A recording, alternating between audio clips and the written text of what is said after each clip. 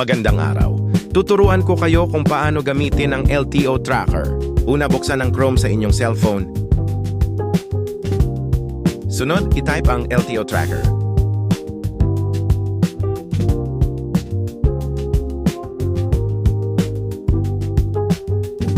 At pindutin ang nasa ibaba. Pindutin ang Got It. Pindutin ang plate number. Pindutin ang checkbox. At ilagay ang iyong plate number.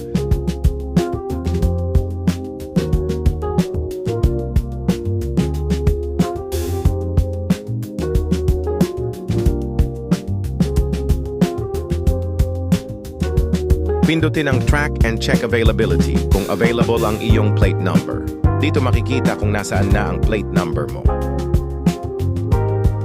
Pindutin ang Delivery My Plate.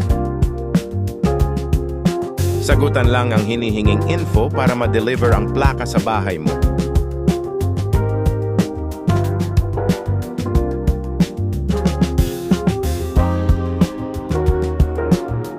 Pagkatapos, pumili ng courier o taga-deliver.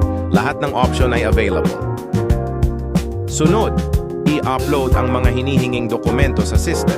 Pagkatapos, kailangan mong magbayad ng shipping fee gamit ang GCash. Siguraduhin na tama ang mga detalye na ilalagay mo para walang maging aberya sa delivery ng iyong plaka. At dito nagtatapos ang aking munting gabay. Sana makatulong ito para makuha mo na ang iyong plaka. Ride safe palagi!